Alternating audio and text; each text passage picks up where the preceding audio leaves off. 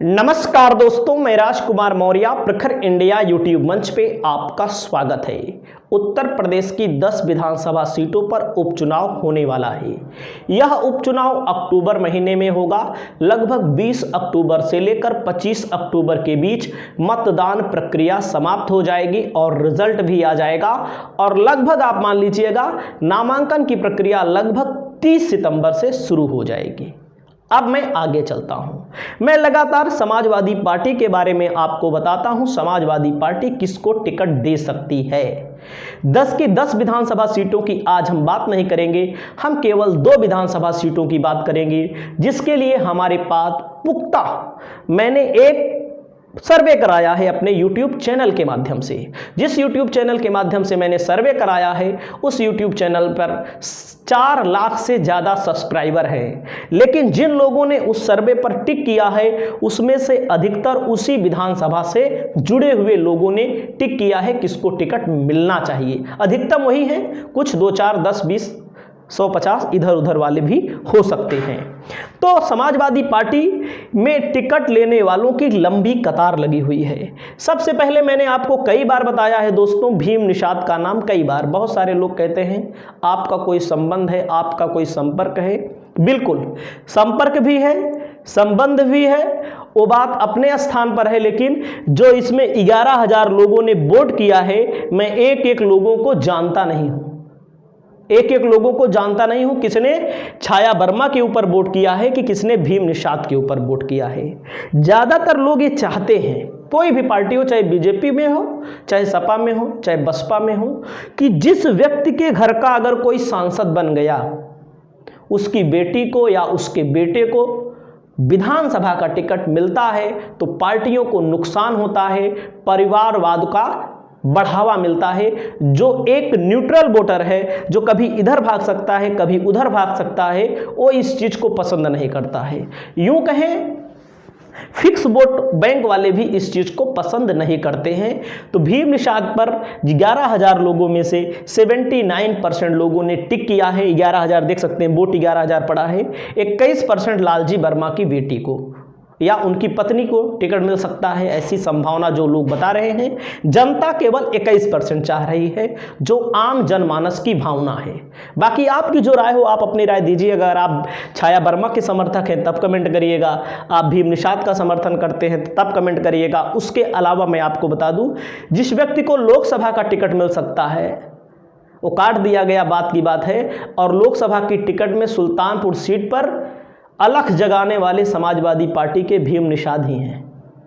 नहीं तो कोई लड़ने के लिए तैयार नहीं होता था समाजवादी पार्टी से, क्योंकि सपा कभी चुनाव वहां पर जीती ही नहीं थी। टिकट मिला, लगभग 1 साल तैयारी की इन्होंने लास्ट में टिकट काट दिया गया। राम भुआल निषाद को टिकट दिया गया। और निषाद ना होते तो हार जाता अगर कोई व्यक्ति चुनाव लड़ता तो आप समझ सकते हैं। तो इनको टिकट मिल सकता है। मैंने आपको बताया है, राष्ट्रीय सचिव हैं समाजवादी पार्टी के। यहाँ का जातिगत समीकरण हम आपको बताना चाहेंगे। योगी इस सीट पर अपनी जिम्मेदारी संभाल चुके हैं। अभी एक सीट की और मैं आपको बता रहा हूँ। इस सीट पर योगी ने अपने बलबूते पर चुनाव लड़ने का निर्णय किया है। और देख सकते हैं भीम निषाद को सुल्तानपुर से टिकट मिला था, बाद में काट करके राम भुआल निषाद को दे दिया गया। इसके पीछे एक कारण और रहा होगा। राम भुआल निषाद योगी के खिलाफ चुनाव लड़े थे एक बार, तो 2014 में। तो हो सकता है कि उस चीज़ का भी यहाँ पर कह दिया गया हो, भाई ऐसा है कि एक बार लड़े थे योगी के खिलाफ, तो योगी के खिलाफ चुनाव लड़ना गोरखपुर में लगभग हार ही माना जाता है। अब की बार भी सपा वहाँ पर हारी है, तो इसलिए दे दिए होंगे, वो बात अलग है। तो मैंने यहाँ पर छाया वर्मा की बात है, तो छाया वर्मा भी यहाँ की लोकप्रिय नेता हैं। इनके पिताजी लोकप्रिय नेता हैं, जो विधायक से सांसद बने हैं। इस सीट पर 2017 और 2022 में विधायक बने हैं। और राम भुआल निषाद को जब टिकट दिया गया तो भीम निषाद नाराज हो जाते हैं। जब नाराज हो जाते हैं तो अखिलेश यादव बुला करके इनको मनाते हैं कि आपको कटहरी विधानसभा जब खाली होगी तो हम आपको चुनाव लड़ा देंगे। इस सीट पर संजय निषाद भी बीजेपी की तरफ से कह रहे हैं कि हमको चुनाव लड़ना है। और क्योंकि इनकी पिछली बार जब 2022 में चुनाव हुआ था, इनकी पार्टी चुनाव लड़ी थी। तो कटहरी विधानसभा सीट पर मैंने जब जातिगत समीकरण खंगाला है तो यादव करीब 35,000 हैं, जो समाजवादी पार्टी के बेस वोटर माने जाते हैं। और मुस्लिम लगभग 52,000 हैं, जो समाजवादी पार्टी के बेस वोटर माने जाते हैं। ब्राह्मण लगभग 52,000 हैं यहाँ पर, जो बीजेपी के बेस वोटर माने जाते हैं। वर्मा जो समाजवादी पार्टी के वोटर हैं, लालजी वर्मा के वोटर मान लीजिए आप। और यहाँ पर बहुजन समाज पार्टी ने अमित वर्मा को मैदान में उतारा है, कांग्रेस के पूर्व जिला अध्यक्ष। वर्मा की आबादी यहाँ पर अच्छी खासी है। ठाकुर यहाँ पर 32,000 हैं, जो योगी आदित्यनाथ के नाम पे वोट देते हैं भारतीय जनता पार्टी को उत्तर प्रदेश में। मौर्य 15,000 हैं, जो कभी बसपा का वोटर रहा है, जो कभी भाजपा का वोटर रहा है, लेकिन 2024 के चुनाव में अधिकतम संख्या समाजवादी पार्टी को गई है। तो मौर्य वोटर जो केशव प्रसाद मौर्य इसी समुदाय से आते हैं, तो आप समझ सकते हैं। लाला करीब यहाँ पर 3,000 हैं और प्रजापति 8500 हैं। आप समझिएगा, प्रजापति, कुम्हार, लोहार, ये सब आप 8500 हैं। धरिकार यहाँ पर 7,000 हैं और यहाँ पर ठाकुर मैंने बता दिया। गौड़ करीब 15,000 हैं। नाई यहाँ पर 6,000 हैं। दलित यहाँ पर सबसे ज़्यादा 87,000 की संख्या है। अगर पटेल और दलित मिल जाए तो यहाँ बीएसपी भी चुनाव जीत सकती है, पूरा मिल जाए तो। लेकिन बीएसपी को लोग वोट देना कम पसंद करते हैं। पासी केवल 1200 की आबादी बताई गई है। बनिया 2000 की आबादी बताई गई है। निषाद में मैंने 62,000 लिखा है, लेकिन इस 62,000 में भैया प्रजापति भी हैं, लोहार भी हैं, कुम्हार भी हैं। एकदम साफ साफ मैं बता दूं तो ये ध्यान दीजिएगा। लगभग अगर निषाद काट देंगे, आप केवल निषाद ही देखेंगे, तो लगभग 40-45,000 के करीब में, 40,000 के करीब में आप मानिए, 45,000 करीब में मानिएगा। और इसमें वो सब संख्या जुड़ी है क्योंकि जो अति पिछड़ी एकदम आती हैं उन संख्याओं को भी इसमें जोड़ा गया है। तो आप समझ सकते हैं, क्योंकि निषाद यहाँ पर चुनाव जीत सकता है और जीता भी है लगातार 3-4 बार निषाद यहाँ पर चुनाव जीता है। लोहार भी इसी में शामिल है। लोहार अलग से 4500, चौहान 3,000 हैं, अन्य यहाँ पर 10,000 हैं।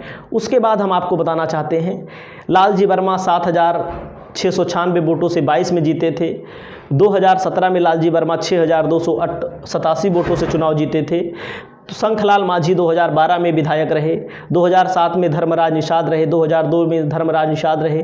1996 में धर्मराज निषाद रहे। तो आप ये समझ सकते हैं यहाँ पर निषाद वोटरों की अच्छी खासी आबादी है। मैंने आपको ओपिनियन पोल बता दिया। उसके बाद हम चलते हैं, दूसरी सीट है मझवा की। मझवा जो मिर्ज़ापुर लोकसभा क्षेत्र के अंतर्गत आती है। यहाँ पर मैंने जब सर्वे कराया तो अभी 20 ही घंटे में 3.7 के मतलब 3700 लोगों ने वोट दिया है, जिसमें रमेश चंद्र बिंद को, जो लोकसभा का चुनाव अनुप्रिया पटेल के खिलाफ लड़े थे, तो उनको 78% लोग यहाँ पर पसंद कर रहे हैं। दामोदर प्रसाद मौर्य को 18%, रोहित शुक्ला को 4%। दामोदर प्रसाद मौर्य को 2022 में सपा ने टिकट दिया था और इनका टिकट काट करके, अगर यहाँ पर आप सोचिएगा, अगर इनका नाम रखेंगे तो इनके ऊपर ज़्यादा पोलिंग हो जाएगी। अब इसमें 2 बैकवर्ड हैं, तो इसीलिए ये पोलिंग इनकी कम हो रही है। और अच्छी खासी मौर्य आबादी है। और उस आबादी की अगर हम बात करें तो आप सबसे ज़्यादा बिंद हैं, सबसे ज़्यादा ब्राह्मण हैं मझवा विधानसभा में। सबसे ज़्यादा ब्राह्मण है, जो बीजेपी के वोटर माने जाते हैं। सपा अगर ब्राह्मण को टिकट देती है तब भी वोट नहीं मिलता है। मिलता है 10-20% भले मिल जाता है, वो पार्टी के नाम पे नहीं मिलता है, वो मिलता है कैंडिडेट के नाम पे मिल जाता है। सबसे ज़्यादा यहाँ पर ब्राह्मण हैं, उसके बाद बिंद हैं, उसके बाद ब्राह्मण बिंद, उसके बाद लगभग 60,000 यहाँ पर 61,000 बिंद हैं, 60,000 दलित हैं, उसके बाद यादव हैं, उसके बाद 40-45,000 मौर्य भी हैं यहाँ पर। तो इन सब की आबादी अच्छी खासी है। तो आप देखिएगा विधानसभा के चुनाव में इन्हीं दोनों में से किसी को टिकट यहाँ पर मिल सकता है।